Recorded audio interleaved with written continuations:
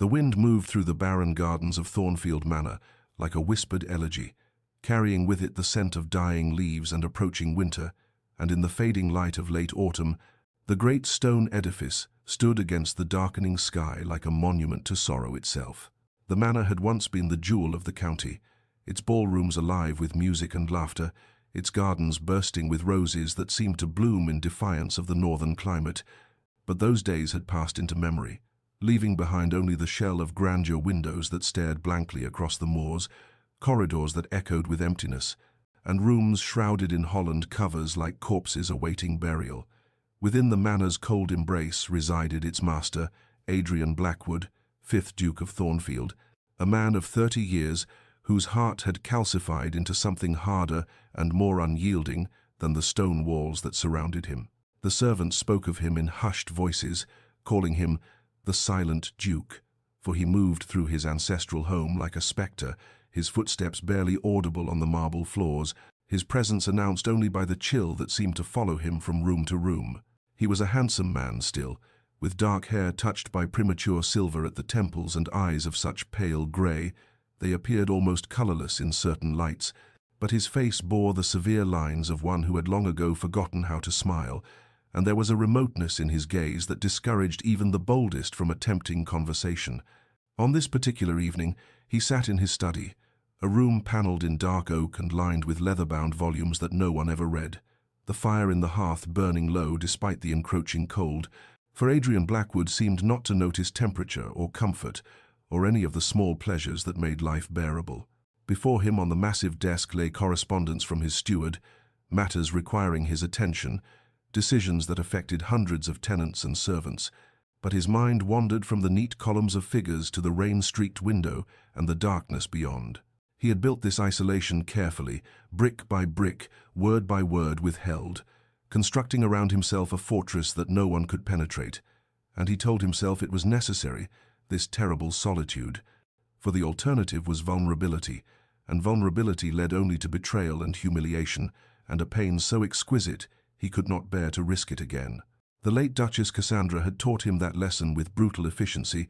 and he had learned it well, perhaps too well, for now he could no longer distinguish between self-protection and self-destruction, between guarding his heart and entombing it alive. But before our lover's fate is revealed, subscribe so you never miss a chapter of romance and scandal. And tell us in the comments, where are you watching from?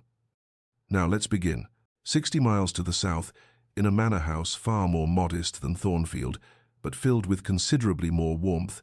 Eleanor Ashworth sat at her pianoforte in the morning room, her slender fingers moving across the ivory keys with the unconscious grace of long practice,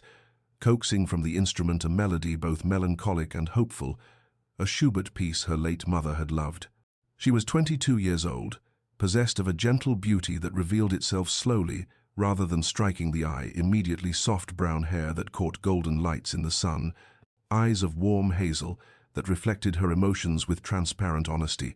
and a face that bore the sweetness of one who had known love and still believed in its possibility, despite the evidence gathering against such faith. Music was Eleanor's refuge and her passion, the language through which she expressed what words could not capture,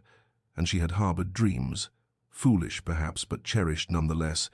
of a marriage built on affection and mutual regard, of a home filled with children and laughter,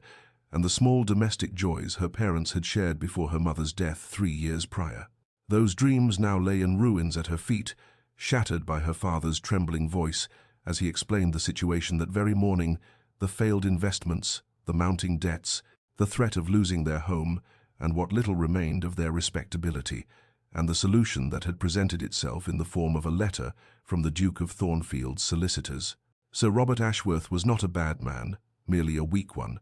a baronet who had never quite mastered the art of managing money or facing unpleasant truths,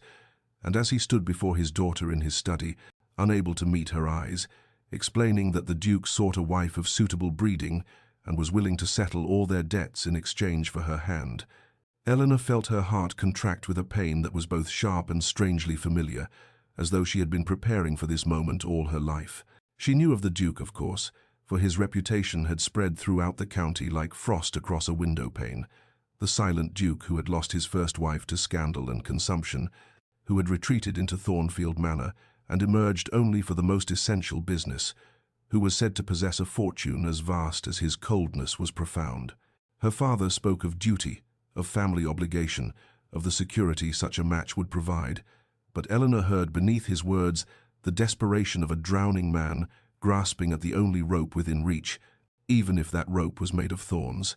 and she understood, with terrible clarity, that she had no choice, not really, for to refuse would be to condemn her father to debtor's prison and herself to a fate potentially far worse than a loveless marriage to a duke. She allowed the music to fade, her hands falling still upon the keys, and when she finally spoke, her voice was steady despite the tears that blurred her vision, accepting the arrangement with the quiet dignity that was her particular grace, even as her heart whispered its protest against a future stretching before her like a winter road, cold and endless, and devoid of the warmth she had so longed to find. The wedding took place on a grey December morning, when the sky hung low and heavy over the ancient chapel at Thornfield,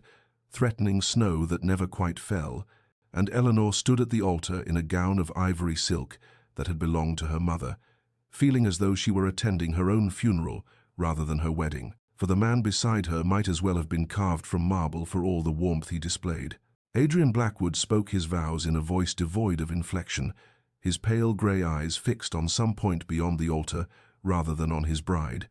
and when the moment came to place the ring upon her finger, his touch was so brief and impersonal it might have been a stranger performing a distasteful duty rather than a husband claiming his wife. Eleanor's own voice trembled as she repeated the sacred words that bound her life to his, and she searched his face desperately for some sign of the man beneath the ice, some flicker of emotion or acknowledgement that this moment held significance beyond legal contract. But she found nothing, only that terrible blankness that seemed to deny her very existence. The wedding breakfast that followed was an exercise in excruciating formality, held in Thornfield's grand dining room, where footmen moved silently between the handful of guests, her father, pale and nervous, avoiding her eyes, the Duke's solicitor, a few distant relatives who had come out of obligation rather than affection, and the palpable absence of joy or celebration that should have marked such an occasion. Adrian sat at the head of the table, responding to the requisite toasts with the barest nods, eating nothing, drinking less, his entire bearing radiating a coldness that seemed to lower the temperature of the room itself, and when Eleanor attempted to catch his eye, hoping for some private moment of connection, he turned his head away as though she had not spoken, as though she were invisible. The interminable meal finally ended, and as the winter afternoon faded into evening, Eleanor found herself being led by the housekeeper, Mrs. Brennan, through the vast corridors of Thornfield, to the Duchess's chambers, rooms that had been hastily prepared for her arrival, and she understood from the elderly woman's kind but pitying expression that this was to be her domain, separate and distant from the Duke's own apartments in the East Wing. Dinner was brought to her on a tray, for Adrian had retreated immediately to his study after the guests departed, offering no explanation, no farewell, not even a glance in her direction, and Eleanor sat alone in the ornate bedroom that was now hers, surrounded by furniture that had belonged to the first Duchess, wearing a nightgown meant for a wedding night that would not occur, and finally allowed herself to weep. She cried for her lost dreams, for the loneliness that stretched before her like an endless winter, for the realization that she had sold herself into a prison more isolating than any stone walls could create. But as the tears subsided and the fire burned low in the grate, Eleanor felt something harden within her, a core of resilience she had not known she possessed, and she made a silent vow that she would endure this, she would maintain her dignity, she would find some way to make a life within these cold walls, even if that life bore no resemblance to the one she had imagined, for she was the Duchess of Thornfield now, and she would not allow this man's cruelty to destroy her completely. The days that followed the wedding settled into a pattern of such profound isolation that Eleanor sometimes wondered if she had become a ghost haunting Thornfield's corridors, visible only to the servants who curtsied nervously when they encountered her, invisible to the one person whose acknowledgement she craved, despite herself. Adrian maintained his silence as though it were a sacred vow, taking his meals in his study or the library, arranging his schedule so that their paths crossed as infrequently as possible, and when chance brought them face to face in some hallway or on the grand staircase, he would offer the briefest of nods before turning away, his expression as impenetrable as the manor's ancient stone walls.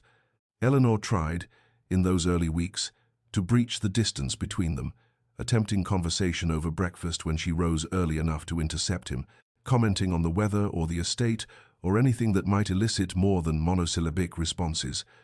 But her efforts were met with such cold dismissal that she soon abandoned them, her dignity refusing to allow her to beg for scraps of human interaction from a man who seemed determined to deny her existence. The servants moved through the house with uncomfortable awareness of the situation, their eyes downcast when Eleanor appeared, their whispers falling silent when she drew near, and she understood that she had become an object of pity, the young duchess trapped in a marriage that was hardly a marriage at all, bound to a man who treated her with less warmth than he showed his horse or his hounds. It was during one of her solitary wanderings through Thornfield's endless rooms, desperate for some occupation to fill the hollow hours, that Eleanor discovered the music room on the second floor of the south wing, a large chamber with tall windows overlooking the Winterbear Gardens and a magnificent pianoforte standing silent beneath a covering of dust. The room had clearly been abandoned for years, sheets draped over furniture, cobwebs strung like lace across the corners, the air holding that particular staleness of spaces long forgotten, but Eleanor felt something wake within her at the sight of that instrument, a spark of hope that she might reclaim some small piece of herself even in this prison of her husband's making. She spent the afternoon cleaning the room herself, refusing the servants' offers of help, needing the physical labor to occupy hands that longed to strike piano keys, and when she finally sat down at the instrument and lifted the lid, her fingers trembling as they found the familiar positions, the sound that emerged was slightly out of tune, but achingly beautiful, filling the empty room and the emptier spaces of her heart with something that resembled comfort. From that day forward, Eleanor retreated to the music room each afternoon, playing for hours, losing herself in Mozart and Beethoven and Bach, the composers becoming her only companions in a house that felt more like a mausoleum than a home. And though she did not know it, could not have known it, her music carried through the walls and corridors of Thornfield, reaching ears that refused to acknowledge her presence, but could not entirely shut out the sound of her loneliness, transformed into melody. Eleanor's life at Thornfield settled into a rhythm born of necessity rather than contentment, her days structured around routines that gave shape to the emptiness her marriage had become. And each morning she would wake before dawn to walk the frost-covered gardens alone, her breath clouding in the winter air as she moved through the bare rose beds and past the frozen fountain, finding in the solitude something that resembled peace, or at least the absence of active pain. The afternoons belonged to the music room, those precious hours when she could lose herself entirely in the language of melody and harmony, her fingers dancing across the piano keys with increasing confidence, as the instrument became an extension of her own voice, speaking all the words her husband refused to hear, and she progressed from the simple pieces of her girlhood to more complex compositions that demanded her complete attention, leaving no room for the loneliness that waited at the edges of her consciousness. Dinners she took alone in the small dining room adjoining her chambers, the formal dining hall having become a space she avoided, its grandeur only emphasizing the hollowness of her position, and she would read while she ate, losing herself in novels that promised happy endings she no longer believed possible for herself. But what Eleanor did not know, could not have known, was that Adrian watched her from the windows of his study, his eyes following her progress through the gardens each morning, observing the straightness of her spine and the deliberate placement of each step, seeing in her solitary walks a dignity that both shamed and fascinated him. He told himself his vigilance was merely the duty of ensuring his wife's safety on the icy paths, but in the darkest hours of night when sleep eluded him, Adrian was forced to confront the truth that he was drawn to her despite his determination to remain distant, that something in her quiet strength called to the parts of himself he had buried beneath years of bitterness and rage. The memories came unbidden in those wakeful hours, images of Cassandra that still had the power to wound even after 3 years in her grave, his first wife who had been all golden beauty and sparkling charm when they wed, who had captivated London society with her wit and grace, and who had revealed her true nature only after the wedding vows were spoken and she had secured her position as Duchess. Adrian could still hear her mocking laughter echoing through these very halls, still see the contempt in her eyes when she looked at him, still feel the searing humiliation of discovering her affair with his own cousin, carried on so brazenly that the servants knew before he did, and the worst moment, the one that haunted him still, had been the night he confronted her and she had laughed in his face,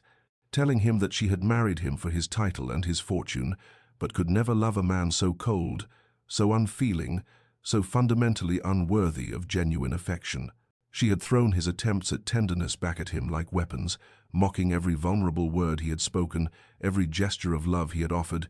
until he had learned to feel nothing at all, and to encase his heart in ice so thick that no one could ever reach it again. And when Cassandra had died in a riding accident while racing to meet her lover, Adrian had felt only a grim relief that his humiliation might finally end. He had vowed then never to allow another woman close enough to wound him, never to expose himself to that particular agony again. And when his solicitor had presented the arrangement with Eleanor Ashworth, a marriage of convenience to secure an heir and nothing more, Adrian had agreed with the conviction that he was protecting himself, that his cruelty to Eleanor was justified self-preservation, that keeping her at a distance was the only way to ensure he would never again experience the soul-destroying pain Cassandra had inflicted. But watching Eleanor now through the frost-patterned glass, seeing her pause beside the frozen fountain to look up at the grey sky with an expression of such profound sadness that it pierced even his carefully constructed armor,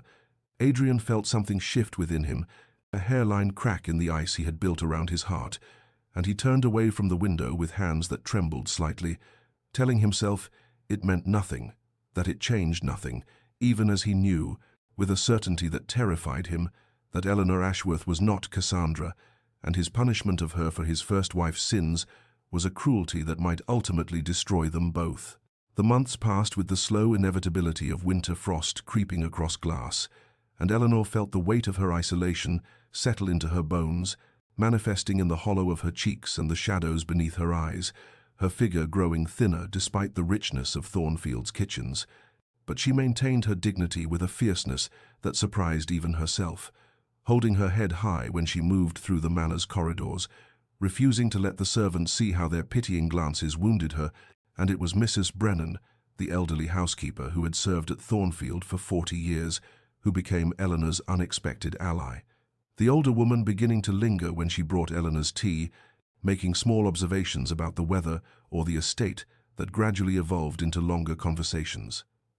Mrs. Brennan never spoke directly of the Duke's coldness, but she would make careful remarks about his first marriage, how Cassandra had been beautiful as a painting and just as cold, how the whole household had witnessed the systematic destruction of a good man's faith in love, and Eleanor understood that the housekeeper was offering her a gift, the context that might help her comprehend the walls her husband had built, though understanding did not make living behind those walls any easier to bear. The idea came to Eleanor one evening as she sat alone at dinner, the absurdity of her situation striking her with renewed force, that she and Adrian lived under the same roof, bore the same name, and were bound by law and church to one another, yet conducted their lives as strangers might, and she realized that if she did not act, if she did not force some acknowledgement of their shared existence, years might pass in this frozen state, and so the next morning she sought out Adrian in his study, her heart pounding as she knocked on the heavy oak door, and when his gruff voice bid her enter, she found him behind his massive desk, papers spread before him, his expression shifting from surprise to wariness at her unexpected appearance. Eleanor kept her voice steady as she made her request, explaining that while she understood his preference for privacy, surely they must maintain certain appearances for the sake of the estate and their positions in society,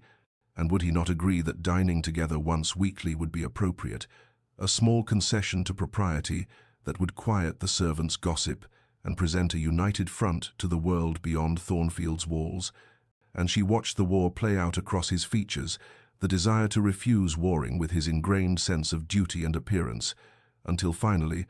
after a silence that stretched so long Eleanor thought she might shatter from the tension, Adrian gave a single, stiff nod of assent. Their first dinner together the following Thursday was an exercise in exquisite discomfort. Eleanor in her finest gown at one end of the long dining table, Adrian in formal evening dress at the other, the distance between them, both physical and metaphorical, and they ate in absolute silence, broken only by the clink of silver against porcelain and the soft footfalls of servants who served each course with obvious nervousness, but Eleanor counted it as a victory nonetheless. This forced acknowledgement of her existence, this small breach in the fortress of Adrian's isolation, and when she retired to her chambers that evening, she allowed herself to believe that perhaps, with patience and persistence, she might yet find a way to reach the man who had bound himself to her in name but refused her in every other way, though she could not have known then how many silent Thursday dinners would pass before the walls between them finally began to crack. Winter descended upon Thornfield Manor with a finality that matched the coldness of Eleanor's marriage, the grounds transforming into a landscape of white silence, where even the bare trees seemed to hold their breath against the bitter wind. And it was during one of their Thursday dinners, now in their third month of awkward regularity, that Eleanor realized with a certainty that sent both joy and dread flooding through her veins that she was with child, the signs unmistakable to a woman who had helped tend her married sisters through their confinements, and she spent the following week in a state of suspended animation, uncertain how to share this news with a husband who barely acknowledged her existence, yet knowing that duty demanded she inform him of the heir he had married her to provide. When the next Thursday arrived, Eleanor dressed with particular care, her hands trembling as her maid fastened the buttons of her gown, and she descended to the dining room with her heart hammering against her ribs, taking her customary seat at the far end of the table and waiting until the first course had been served and the footman had withdrawn before she spoke, her voice steady despite the chaos of emotions within her, as she said simply, formally, that she had news of importance to share, that the physicians had confirmed she was expecting a child, and that an heir to Thornfield would arrive in early summer. Eleanor watched Adrian's face as comprehension dawned, saw the shock that flickered across his features like lightning illuminating a dark sky, his fork freezing halfway to his mouth and his grey eyes widening before his expression shuttered once more, returning to the impassive mask he wore like armor, and after a moment that stretched into eternity, he gave a single, curt nod, set down his utensils with deliberate precision, rose from his seat, and left the dining room without a word, the door closing behind him with a soft click that somehow felt more final than if he had slammed it. Eleanor sat alone at the table, the untouched courses growing cold before her, and felt the tears she had been holding back finally spill over, running silently down her cheeks as she placed one hand over her still flat stomach, and in that moment she experienced the full complexity of her situation, the fierce, immediate love she felt for the tiny life growing within her, warring with the profound grief that this child would be born into a house without warmth, that she would raise her son or daughter, surrounded by wealth and privilege, but bereft of the one thing Eleanor had always believed, essential, a father's love and a mother's happiness intertwined. In the days that followed, Eleanor found herself speaking aloud to the child when she was alone, her hands resting on her belly as she walked through the winter gardens or sat in the music room, telling her baby about the world that awaited, about the beauty of spring flowers and summer sunshine, about music and laughter, and all the joy she would somehow, impossibly, find a way to provide, despite the coldness that permeated Thornfield's halls. And it was during one of these solitary moments that Eleanor began to sing, her voice soft at first, tentative, a lullaby her own mother had sung to her in childhood, and she found in the act of singing something that prayer had failed to provide, a sense of connection and purpose, a way to pour all her frustrated love into something that mattered. And from that day forward, singing to her unborn child became Eleanor's refuge, the one pure thing in a marriage that had given her nothing else. As winter deepened and Eleanor's pregnancy progressed through its early months into the visible evidence of new life, she found herself drawn ever more frequently to the music room, that sanctuary of polished wood and ivory keys, where the afternoon light slanted through tall windows and illuminated the dust motes that danced in the air like tiny spirits. And it was here that she spent the greater portion of her days, her fingers moving across the pianoforte with increasing confidence as she relearned the pieces she had loved in her girlhood. But more than playing, Eleanor sang, her voice growing stronger with each passing week as she poured into melody all the love she could not express in any other way, the lullabies flowing from her lips like prayers offered to the small life growing beneath her heart. The songs became her conversation with the child, her way of speaking all the things she longed to say, promises of devotion and protection,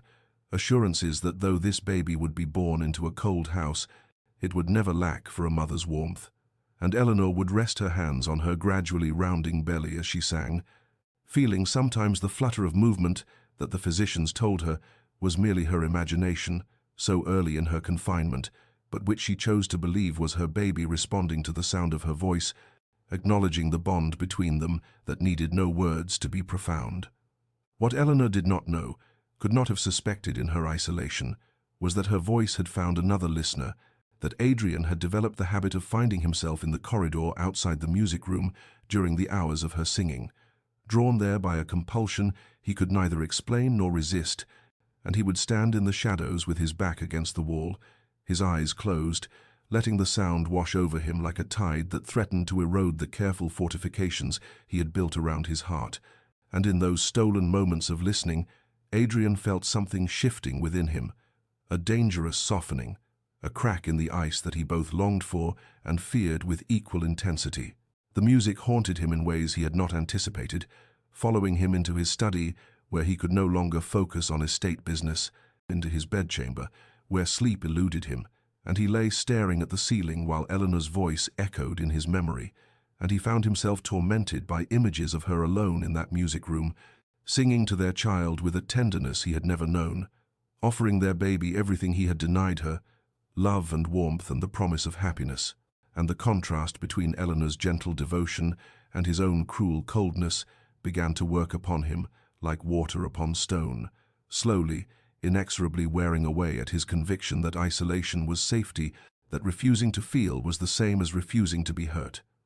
Adrian told himself that his interest was merely practical, that a man had a right to know the mother of his heir was in good health and stable spirits, that listening to her sing was simply a way of monitoring her condition without the awkwardness of direct inquiry. But he knew, in the deepest chambers of his heart where truth still lived despite his attempts to bury it, that these were lies, he told himself, to justify behavior that terrified him. This need to hear her voice, this growing obsession with the woman he had tried so hard to ignore, and as February gave way to March, and Eleanor's figure began to show the clear evidence of her pregnancy,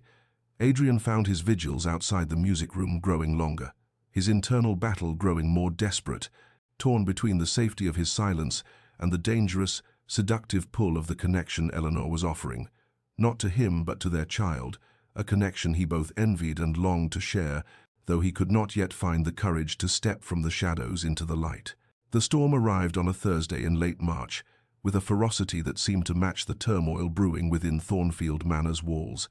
The wind howling like a wounded beast as it battered the ancient stones and sent sheets of freezing rain against the window panes. And despite the weather's fury, Eleanor maintained her daily routines with a determination that bordered on stubbornness, her pregnancy now visible enough that she moved with the careful deliberation of a woman carrying precious cargo, on one hand, often resting protectively on the swell of her belly as she navigated the manor's corridors. Adrian found himself watching her more openly now, no longer bothering to hide in doorways or behind curtains, though she seemed not to notice his observation, so absorbed was she in her own world of gentle purpose, and on this particular storm-racked morning he witnessed something that would lodge itself in his chest like a splinter working its way toward his heart. Eleanor had been descending the main staircase when young Mary, a housemaid no more than 16, came rushing around the corner with an armload of linens, too hastily, too carelessly, and the inevitable collision sent the girl sprawling, porcelain dishes that had been balanced atop the linens crashing to the marble floor in an explosion of sound that echoed through the entrance hall like cannon fire, and Adrian watched from the landing above as Mary began to sob, her face crumpling in terror as she scrambled to gather the shattered pieces, clearly expecting dismissal or worse,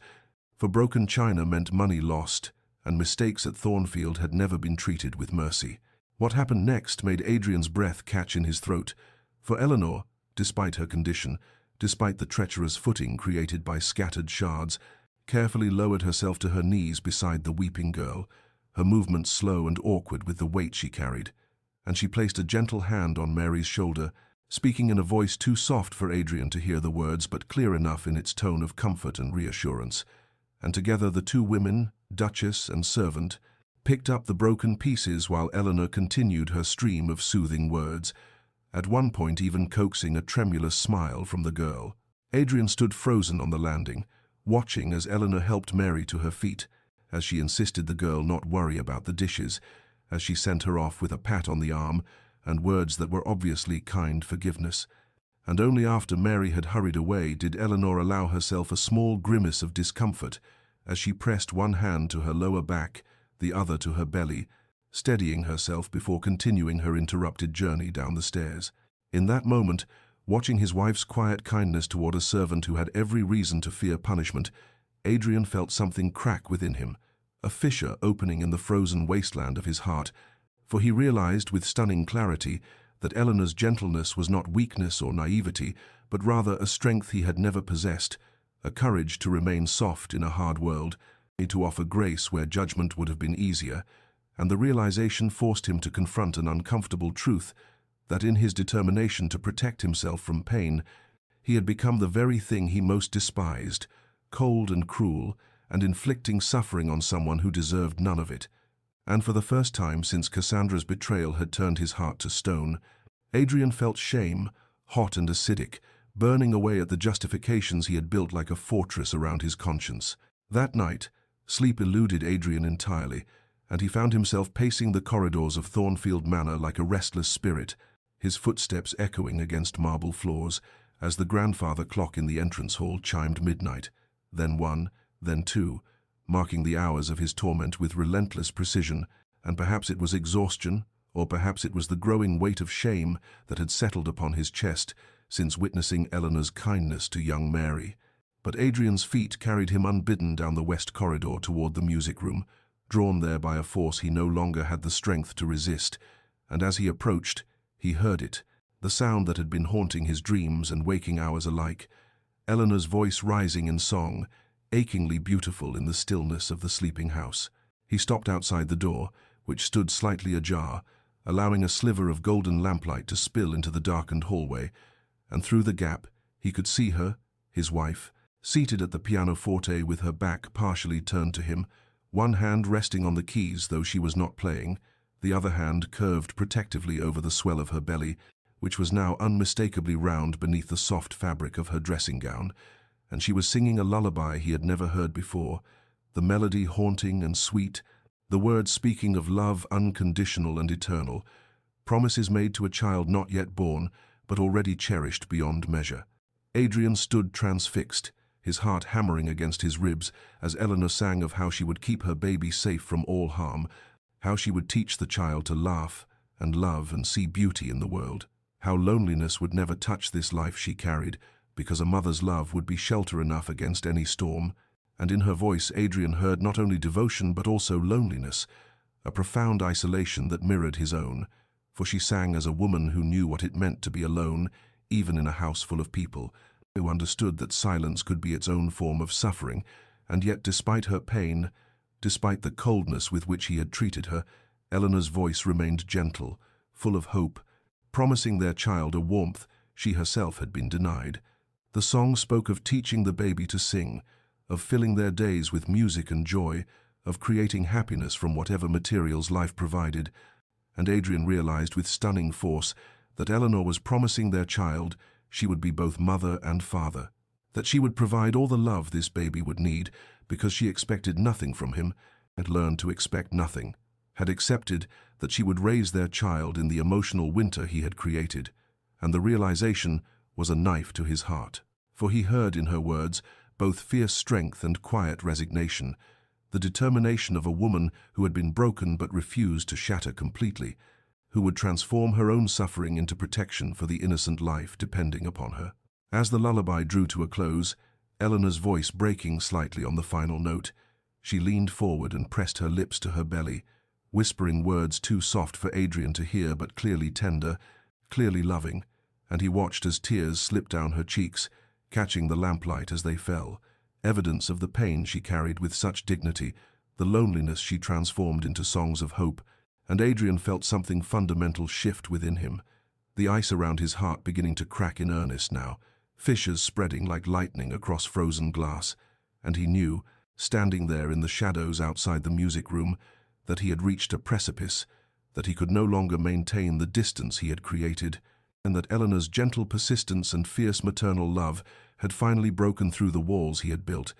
and the choice before him was simple and terrifying: to step forward into the light or retreat forever into the darkness of his own making, to risk his heart again or condemn them all to a lifetime of isolation. And as Eleanor began another lullaby, her voice thick with tears but still singing, still offering love to their child despite everything, Adrian found himself unable to move, frozen between fear and longing, listening to the sound that was slowly, inexorably, calling him back to life. The decision came upon Adrian not as a rational choice, but as an irresistible compulsion, his hand moving to push open the music room door before his mind could construct the walls of fear that had kept him imprisoned for so long, and the hinges creaked softly, the sound cutting through Eleanor's lullaby like a blade through silk, and she stopped mid-phrase, her head turning sharply toward the entrance, her eyes widening with shock as she saw him standing there in the doorway. This husband, who had been a phantom presence in her life, a cold statue she passed in corridors, and for a long moment they simply stared at each other across the expanse of the music room, the lamplight casting dancing shadows on the walls, while the grandfather clock in the distant hallway marked the seconds of their silence with relentless precision, and Adrian saw the fear flicker across Eleanor's face, quickly masked but not quickly enough, the instinctive wariness of someone who had learned to expect nothing and therefore could not be disappointed. And the sight of that fear, the knowledge that she was afraid of him, her own husband, sent a fresh wave of shame crashing through his chest. He tried to speak, his lips parting, but no words came, his throat constricted by months of enforced silence and years of practiced emotional distance, and he stood there struggling like a man who had forgotten the very mechanics of human speech, his hands clenching and unclenching at his sides, while Eleanor watched him with those wide eyes, one hand still resting protectively on her belly as though shielding their child from whatever storm might be about to break. And Adrian felt the terrible weight of all his cruelty pressing down upon him, every ignored greeting, every cold dismissal, every moment he had chosen ice over humanity, now accumulated into a burden he could barely stand beneath. The word, when it finally came, emerged as barely more than a rasp, rough and unpracticed, his voice strange even to his own ears after months of speaking only when absolutely necessary and never to her, never to Eleanor, and he managed only 2 words, inadequate and halting but representing everything he had to offer in this moment of terrifying vulnerability. "Continue," he whispered, and then, with tremendous effort, as though each syllable cost him something precious, "Please." The tears that had been threatening at the corners of Eleanor's eyes now spilled freely down her cheeks, catching the lamplight as they traced paths along her face, and she stared at him as though he were an apparition, something impossible made manifest, and Adrian could see her hands trembling where they rested, one on the pianoforte and one on her belly,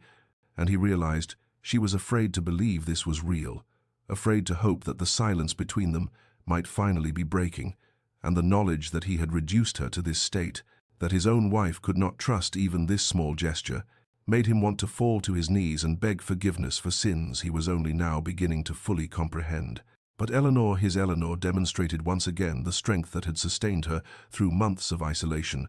and after a moment's hesitation, she drew in a shaking breath and began to sing again, her voice wavering at first, but growing stronger with each note, the lullaby resuming its gentle melody. And Adrian, unable to support his own weight any longer, moved into the room on unsteady legs and lowered himself into a chair near the door, as far from her as the space would allow,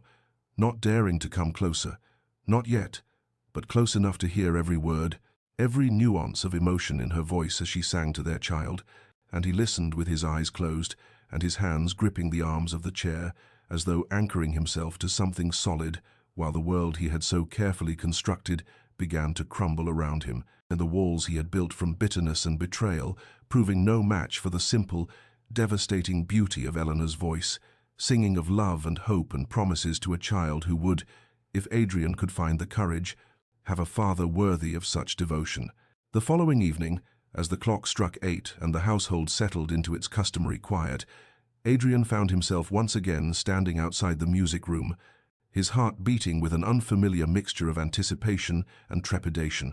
And when he pushed open the door, Eleanor looked up from the pianoforte with an expression that was equal parts surprise and something softer, something that might have been hope, though she quickly looked away, as though afraid to presume too much. And he entered without speaking, settling into the same chair he had occupied the previous night. And after a moment's hesitation, Eleanor began to sing, her voice tentative at first but gaining strength as the lullaby unfolded, and Adrian listened with his eyes closed, and thus began a pattern that would repeat itself each evening for the next several weeks. Adrian appearing at the music room door as punctually as if summoned by bells, Eleanor offering her songs while he sat in silence, no words exchanged between them, but his presence itself, a form of communication, an acknowledgement that something had shifted in the frozen landscape of their marriage, however subtle, however fragile. The servants noticed, of course, for servants always notice such things. And Adrian caught Mary whispering to one of the footmen in the corridor, saw the meaningful glances exchanged between the cook and the butler when he passed through the dining room, and Mrs. Brennan, the housekeeper whose wisdom came from decades of observing the intimate dramas of the aristocracy, wore a smile of quiet satisfaction whenever she encountered Eleanor in the hallways, and once, when Adrian passed her on the stairs, she had the audacity to give him an approving nod, as though he were a student who had finally grasped a lesson she had been trying to teach him for months. And he found he could not even summon irritation at her presumption,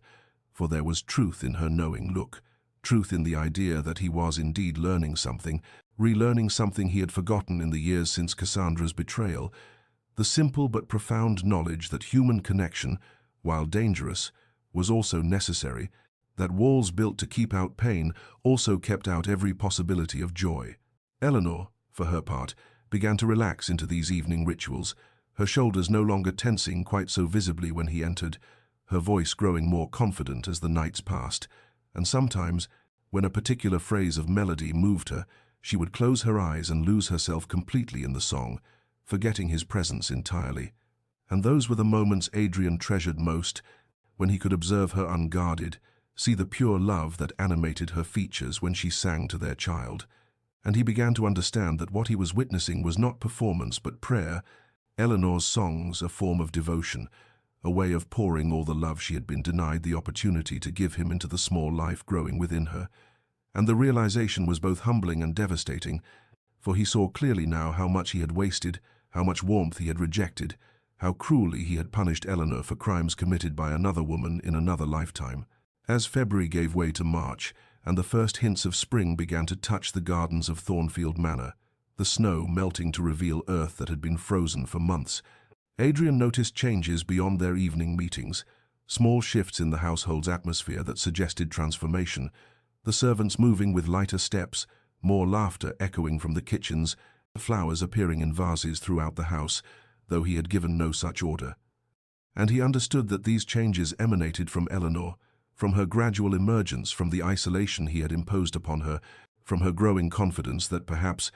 just perhaps, the winter of their marriage might not be permanent. And Mrs. Brennan, emboldened by the thaw she observed, began speaking to Adrian more freely, mentioning in passing how well Eleanor looked, despite her advancing pregnancy, how kind she had been to the staff, how the entire household had come to love her in the months she had lived among them. And Adrian listened to these observations with something approaching shame, realizing that his wife had built a family among the servants of Thornfield Manor because he had denied her one with him, that she had found warmth in the kitchens and gardens because the chambers of her own husband remained cold and locked against her, and yet she had done this without complaint, without bitterness, transforming her exile into community, her loneliness into connection with those whom society would have deemed beneath her notice. And Adrian found himself thinking, as he sat evening after evening listening to her sing, that Eleanor possessed a strength he had never recognized, a grace that shamed his own cowardice, and slowly and imperceptibly at first, but with gathering momentum, his heart began to thaw like the frozen ground outside, responding to the persistent warmth of her presence, to the gentle but inexorable force of her patient, uncomplaining love. The words came on a Tuesday evening in mid-March, when the last traces of winter's snow had finally surrendered to spring's insistent warmth, and Eleanor sat in the music room, with her hands resting on her belly, watching the sunset paint the windows in shades of amber and rose, and Adrian entered as he had done every evening for weeks now. But this time, instead of settling immediately into his customary chair, he paused near the pianoforte, his fingers brushing the polished wood with an uncertainty that made him appear almost boyish, despite the grey threading through his dark hair. And Eleanor looked up at him with those patient eyes that had witnessed so much silence and somehow not grown bitter. And he cleared his throat once, twice, struggling against years of practiced emotional constriction before finally managing to ask, his voice rusty with disuse in anything approaching genuine conversation, "The child, does he move often?" And the question hung in the air between them, so simple and yet representing a chasm crossed, a wall breached, and Eleanor's eyes widened with surprise that quickly transformed into something warmer, something that made Adrian's chest constrict with an emotion he could not quite name. "She moves constantly," Eleanor replied, her voice soft but steady, and Adrian noted the gentle correction, the way she had already assigned their child a gender in her mind, has already built a relationship with this small being he had barely allowed himself to acknowledge, and Eleanor continued, her hands moving in unconscious circles over her belly, "especially in the evenings, and when I sing to her, she seems to dance. I can feel her responding to the music." And there was wonder in Eleanor's voice, a joy so pure it made Adrian ashamed of how much he had missed, how many months he had wasted in stubborn silence, while this miracle unfolded, mere rooms away from his self-imposed exile. He found himself moving closer, drawn by an impulse he did not fully understand, and asked, the words emerging more easily now, as though each syllable spoken loosened the grip of silence just a little more, "What do you imagine she will be like, our daughter?" And Eleanor smiled then, a real smile that transformed her face and reminded Adrian that she was barely 23 years old, that he had married a young woman full of dreams and systematically ignored her until those dreams had no choice but to turn inward, toward the child who could not reject her love. And she spoke of hopes for their daughter, of teaching her music and kindness, of walks in the garden and stories by the fire, painting a picture of a future that Adrian had not allowed himself to imagine, and he listened with an intensity that surprised them both, asking questions that led to more questions, and before either of them quite realized it, they had been talking for nearly an hour. The longest conversation of their marriage, awkward and halting but real, substantive, human. When Eleanor finally grew tired and needed to rest, Adrian found himself saying, almost without conscious thought, "Tomorrow, if the weather holds, perhaps you would allow me to accompany you on your morning walk," and the invitation emerged stiffly, formally, as though he were requesting an audience with a dignitary rather than asking to spend time with his own wife. But Eleanor's face illuminated with such unguarded happiness that Adrian felt something crack further in the frozen chambers of his heart, and she accepted with a grace that made him wonder, not for the first time, what he had done to deserve her patience, her persistent, quiet dignity in the face of his cruelty. And as he helped her rise from the pianoforte bench, his hand steadying her elbow with a gentleness that felt foreign to his touch, he found himself thinking that perhaps, just perhaps, it was not too late to become the husband she deserved, the father their daughter would need.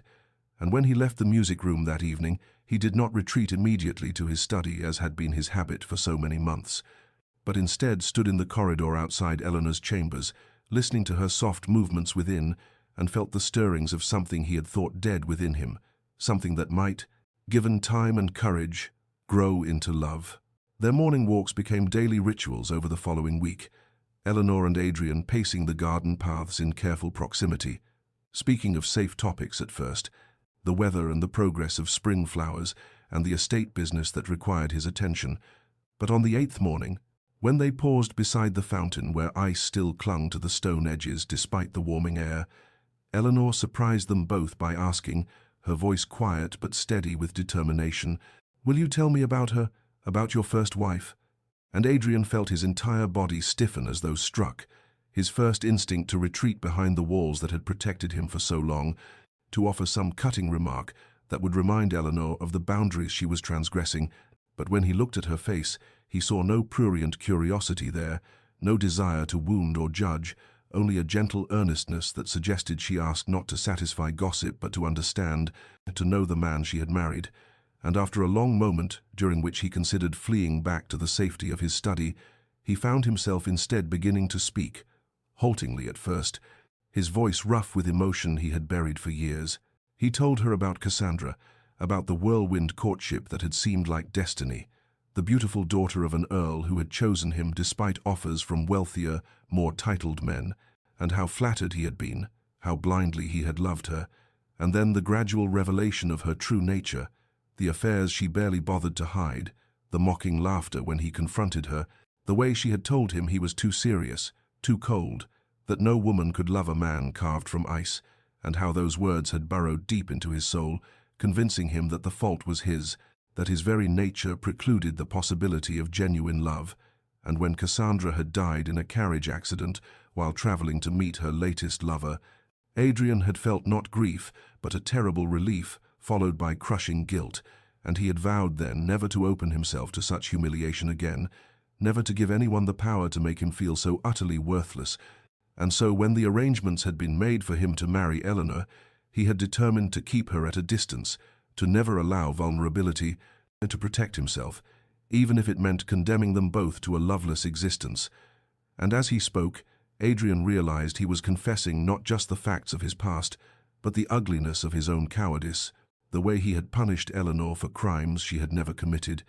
And when he finally fell silent, spent and raw, he could not bring himself to look at her, certain he would see disgust or pity in her eyes. But Eleanor did not speak immediately, and when she finally did, her voice carried an understanding that humbled him, for she said, "I know something of what it means to be made to feel unworthy of love." And she told him of her own childhood, of a mother who had died when Eleanor was barely 6, leaving her in the care of a father who saw her only as a commodity to be traded for financial security, who had never once asked what she wanted or dreamed of, who had arranged her marriage to Adrian without consulting her wishes,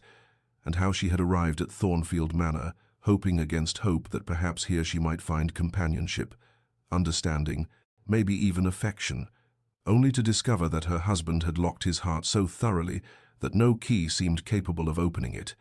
And yet she had not allowed bitterness to consume her, had instead poured her capacity for love into the child she carried, determined that their daughter would never doubt she was cherished, would never feel the cold isolation that had defined Eleanor's own life.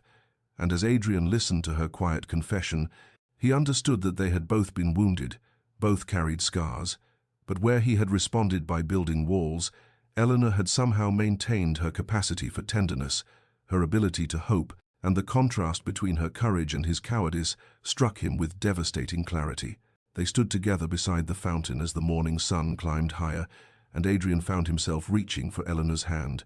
an awkward gesture made clumsy by months of practiced distance, but she allowed it, her fingers curling tentatively around his, and he said, his voice barely above a whisper, "I have been unfair to you, unforgivably so." And Eleanor squeezed his hand gently and replied, "We have both been lonely, but perhaps we need not remain so." And in that moment, standing in the garden with spring awakening around them, and Eleanor's hand warm in his own, Adrian felt the first true stirrings of connection, not the passionate infatuation that had doomed his first marriage, but something quieter, deeper, built on shared pain and mutual understanding, and though he knew they had far to travel before they could call what existed between them love, he allowed himself, for the first time since Eleanor had arrived at Thornfield Manor, to believe that such a journey might be possible, that the walls he had built might yet be dismantled, that the ice around his heart might eventually thaw completely. And when they turned to walk back toward the house, they did so side by side, their hands still joined. And Adrian thought that perhaps this small gesture of connection, this willingness to be vulnerable, was the beginning of something that might, given time and patience and courage, transform them both. The days that followed their conversation in the garden unfurled with a tenderness that neither Adrian nor Eleanor had anticipated, as though their shared confessions had unlocked something that could not be sealed away again, and Adrian found himself seeking Eleanor's company with an eagerness that would have bewildered the man he had been mere weeks ago, joining her not just for their morning walks, but appearing in the library when she read, in the conservatory when she tended the early spring flowers, drawn to her presence like a plant reaching toward sunlight after a long winter. And their conversations deepened, moving beyond the careful pleasantries that had marked their earlier exchanges to discussions of poetry and philosophy, of childhood memories both cherished and painful, of dreams they had harbored and disappointments they had endured. And Eleanor discovered that beneath Adrian's frozen exterior lay a mind of considerable depth and surprising gentleness, a man who could quote Wordsworth from memory and who possessed strong opinions about agricultural reform and who worried about the welfare of his tenants with a concern that contradicted his reputation for coldness, while Adrian found himself captivated by Eleanor's quiet wisdom, the way she could find beauty in small moments, her observations about human nature that revealed a perceptiveness he had not expected. And one evening in the music room, as Eleanor played a Mozart sonata with her swollen belly, making it difficult to reach the keys comfortably, Adrian approached and asked, his voice still carrying traces of uncertainty, "May I?" And when Eleanor nodded, surprised and pleased, he placed his hand gently on the curve of her abdomen, and the baby kicked against his palm with such vigor that Adrian gasped, his eyes widening with wonder, and he looked at Eleanor with an expression of such naked vulnerability that she felt tears spring to her eyes, and he whispered, "She is real. She is truly real," as though until that moment the child had been merely an abstract concept rather than a living being. His daughter, part of him and part of Eleanor, a miracle born of a union he had tried so hard to keep empty of meaning. And Eleanor covered his hand with her own and said softly, "She knows her father's touch." And Adrian felt something break open in his chest, a flood of emotion he could no longer contain or deny. Love and fear and fierce protectiveness all mingled together, and he knelt beside Eleanor's chair, his forehead resting against her belly, and Eleanor's hand moved to his hair, stroking it gently as he struggled to master himself. And in the weeks that followed, Adrian began to demonstrate his care in small but unmistakable ways, ensuring that Eleanor's favorite shawl was always draped over her chair in the drawing room, ordering the cook to prepare the lemon cakes she favored, despite her claim that she did not wish to be any trouble, arranging for additional cushions to be brought to every room she frequented so that she might be comfortable, and when he noticed her wince as she climbed the stairs, he began offering his arm without being asked, supporting her weight with a solicitude that made the servants exchange knowing glances, and Mrs. Brennan smile her approval, and Eleanor, who had spent so many months starved for any sign of warmth from her husband, found herself blooming under this attention, her smiles coming more easily, her laughter returning, and she began to see in Adrian not the cold man who had ignored her for months, but the wounded soul beneath, a man capable of great tenderness who had simply forgotten how to express it, who had convinced himself that feeling nothing was safer than risking pain, and she understood that his transformation was not instantaneous conversion, but rather a gradual thawing, each small gesture of care a crack in the ice, each conversation a step toward connection. And she met his efforts with her own gentle patience, never demanding more than he could give, accepting each offering of tenderness as the precious thing it was, and in this way, through accumulated moments of vulnerability and care, through shared fears about the coming child and growing comfort in each other's presence, Adrian and Eleanor began to build something neither had believed possible when Eleanor first arrived at Thornfield Manor as a bride to a silent stranger. They began to build not just the architecture of a functional marriage, but the foundation of genuine affection. And though the word love remained unspoken between them, it hovered in the air like a promise, waiting for the courage to claim it. As Eleanor's pregnancy entered its final weeks, her body grew heavy with the weight of the child she carried, her movements slowed by fatigue and the physical discomfort that came with bearing new life, and she found herself spending longer hours in the drawing room, resting on the chaise longue that Adrian had moved there specifically for her comfort, surrounding her with cushions and ensuring the fire was always kept burning warmly. And it was during these quiet evenings, as twilight descended over Thornfield Manor and the lamps were lit against the gathering darkness, that Adrian began a new ritual that touched Eleanor's heart with its unexpected tenderness, for he would arrive in the drawing room after dinner, carrying whatever book he was currently reading, settling into the chair beside her chaise, and he would read aloud, his deep voice filling the comfortable silence with poetry and prose, with novels of adventure and volumes of philosophy, and Eleanor would lie there listening, her hands resting on her swollen belly, feeling their daughter move and kick in response to the sound of her father's voice. and sometimes Eleanor would drift into a light doze, lulled by Adrian's reading, only to wake and find him still there, still reading, his presence a quiet promise of constancy that she had never dared to hope for during those early months of isolation. And one evening, as he read from a collection of Shakespeare's sonnets, Adrian's voice faltered mid-line, and Eleanor opened her eyes to find him staring at the book in his hands, his expression troubled. And when she asked gently what was wrong, he closed the book and set it aside, and after a long moment of internal struggle, he said in a voice thick with emotion, "I am terrified, Eleanor, terrified that I will fail her, fail our daughter, that I will be to her what my own father was to me, cold and distant and incapable of showing affection." And he told her then about his childhood at Thornfield Manor, about a father who had viewed displays of emotion as weakness, who had raised Adrian with rigid discipline and icy disapproval, who had never once told his son he was loved or valued, who had died when Adrian was 19 without ever having embraced him, and Adrian feared that this coldness was somehow hereditary, that despite his desire to be different, he would inevitably repeat the pattern, condemning his own child to the same loveless upbringing that had shaped him into the frozen man Eleanor had married. And Eleanor listened to this confession with a heart that ached for the lonely boy Adrian had been, and she reached out and took his hand,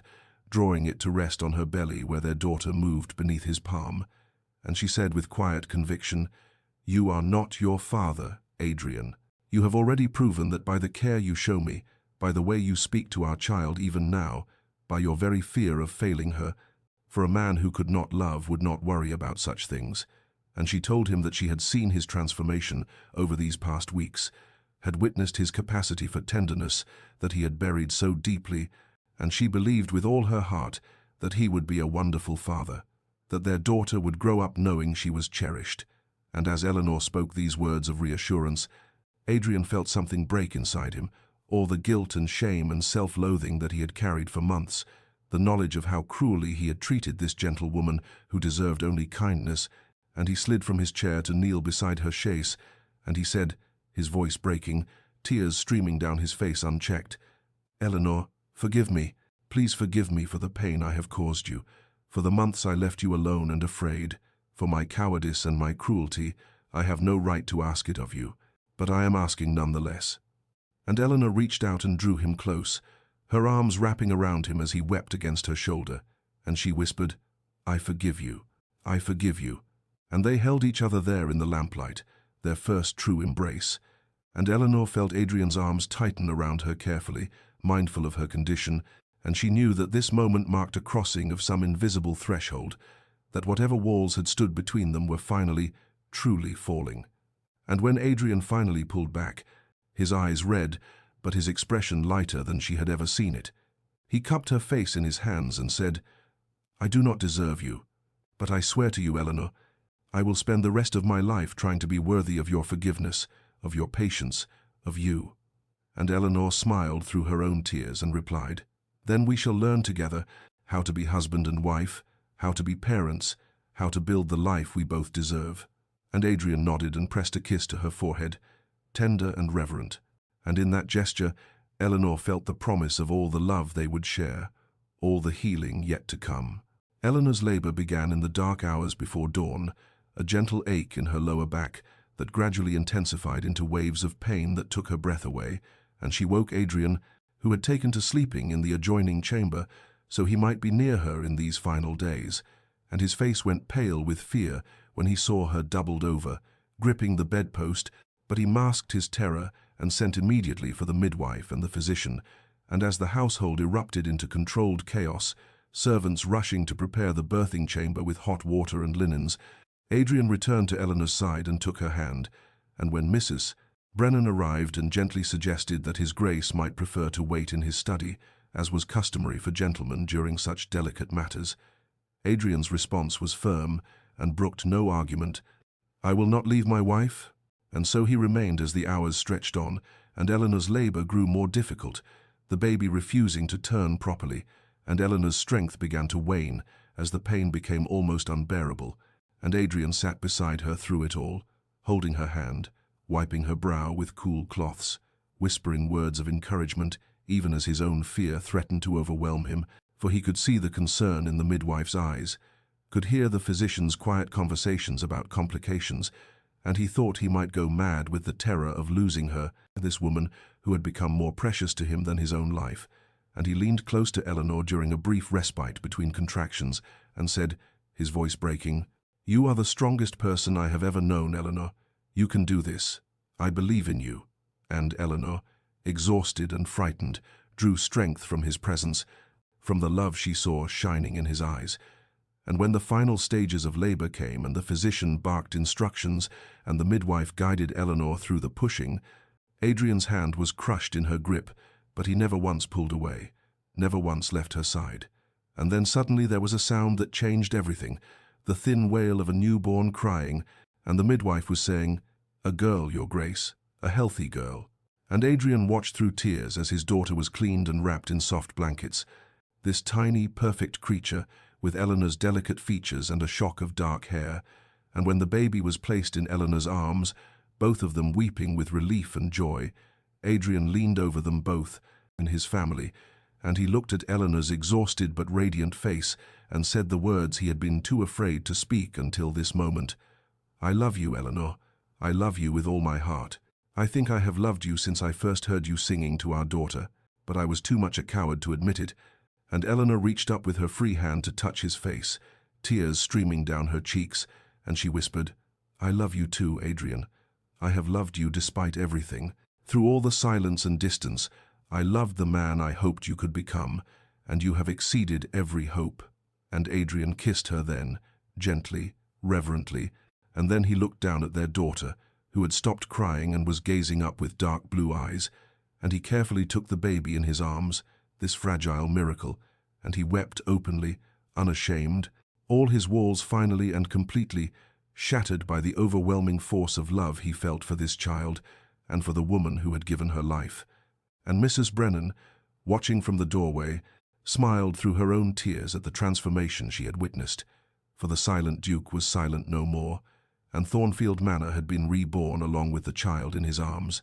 The early weeks of Catherine's life brought a transformation to Thornfield Manor that the servants would speak of for years to come, for the cold, silent halls that had once echoed with emptiness now rang with the soft cries of an infant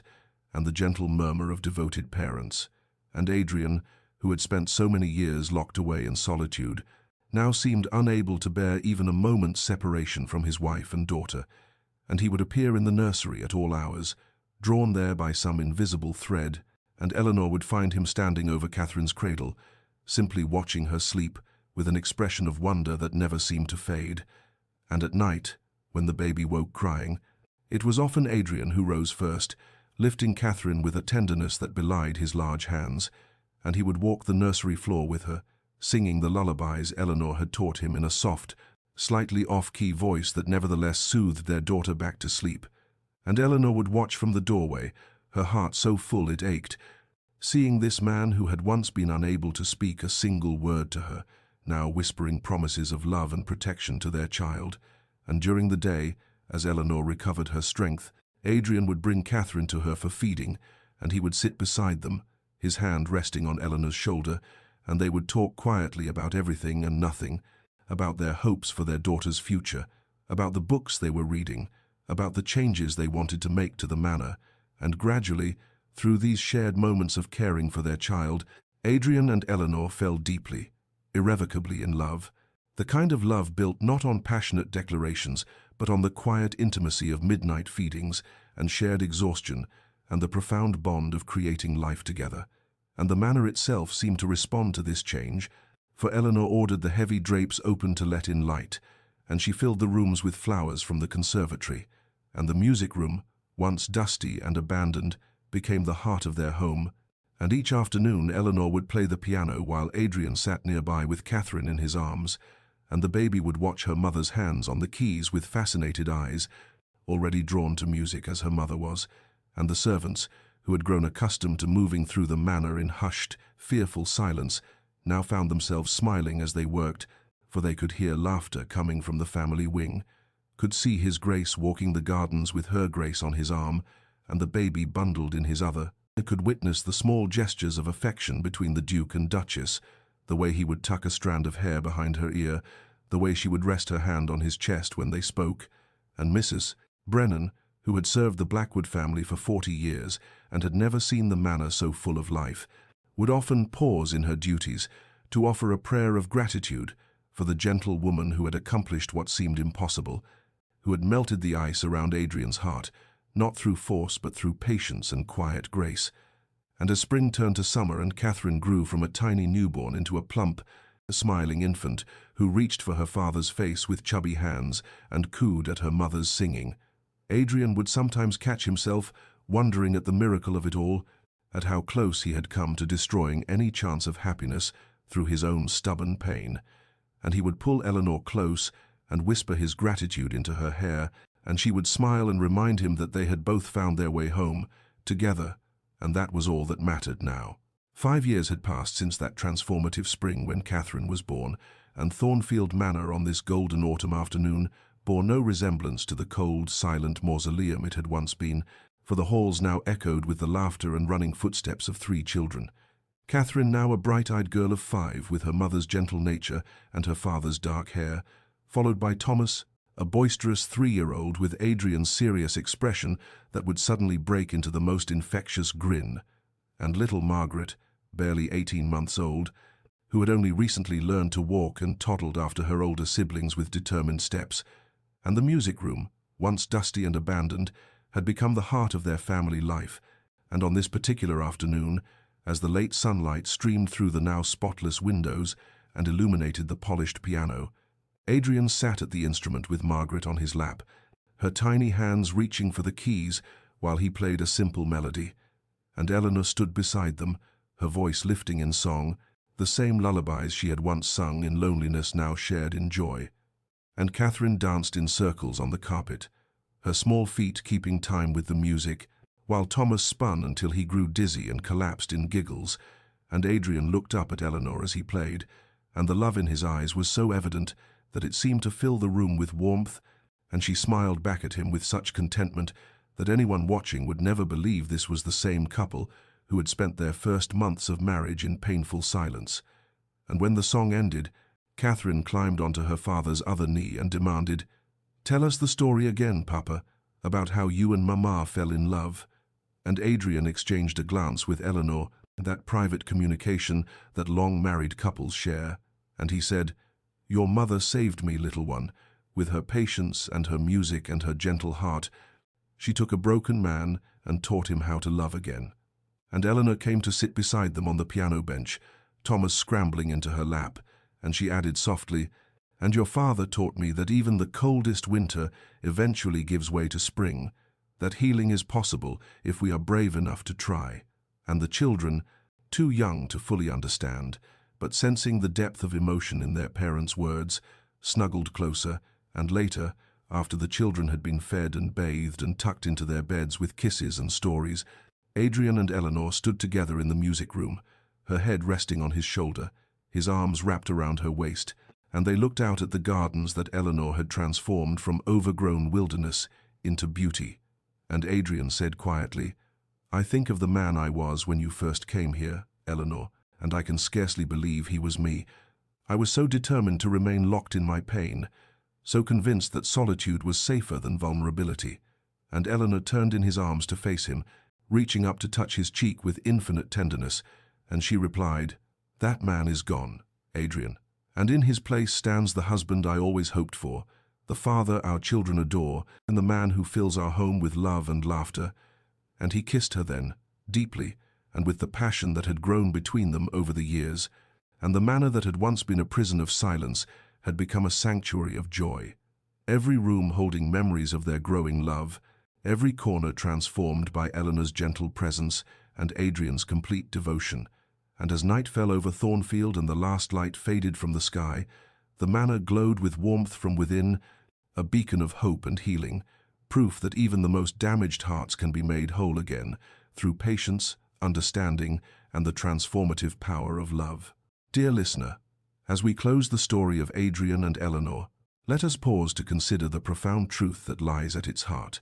For theirs is not merely a tale of romance, but a meditation on the extraordinary power of patience of gentle persistence in the face of seemingly insurmountable walls.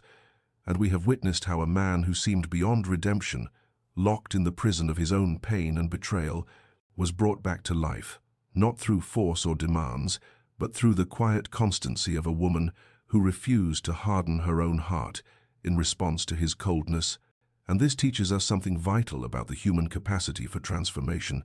that even the most damaged souls can be made whole again if given time and tenderness and the space to heal at their own pace. And Eleanor's gift to Adrian was not her music, though that was the key that first unlocked his heart. Nor was it her beauty or her grace, but rather her willingness to continue being fully human in the face of his inhumanity, to maintain her kindness when met with cruelty, to sing of love even when surrounded by silence, to hope even when hope seemed foolish. And in doing so, she created a space where healing became possible, where the walls Adrian had built so carefully around his heart could slowly, brick by brick, come down. And this reminds us that we must never judge too harshly those who seem cold or distant or unreachable, for we cannot know what wounds they carry, what betrayals have taught them that vulnerability is dangerous, what pain has convinced them that solitude is safer than connection. And perhaps in your own life there are people who seem as unreachable as Adrian once was, people whose walls are high and whose defenses are strong, and while you cannot force their transformation, you can choose, as Eleanor did, to remain gentle in your persistence, to offer warmth without demanding it be returned, and to see the wounded soul beneath the ice, and to believe in the possibility of spring even in the deepest winter. And remember, too, that transformation is rarely dramatic, that it happens not in grand gestures, but in accumulated moments, in a hand slowly extended, in a word carefully spoken, in presence maintained even when met with absence,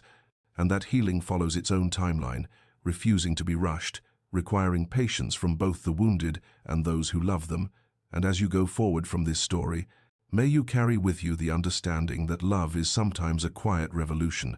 that redemption is always possible, that the coldest hearts can be warmed, that silence can give way to song, that winter always, eventually, yields to spring. And may you find the courage to be gentle with those who seem undeserving of gentleness, to be patient with those who test your patience, to believe in transformation, even when all evidence suggests it is impossible. And may your own walls, whatever they may be, come down in time, and may you know the joy of both giving and receiving the kind of love that heals, that transforms, that makes whole what was broken. And may you rest well tonight, dear listener, knowing that no heart is too damaged to be mended, no soul too lost to find its way home. And if you have found meaning in this story, share it with those who might need to hear it, for we all know someone building walls, we all carry wounds that need gentle tending, and together, through stories like these, we remind each other that hope endures, that love conquers, and that patience prevails, and that every ending can become a new beginning if we are brave enough to believe it so. And may peace find you tonight, may your dreams be gentle,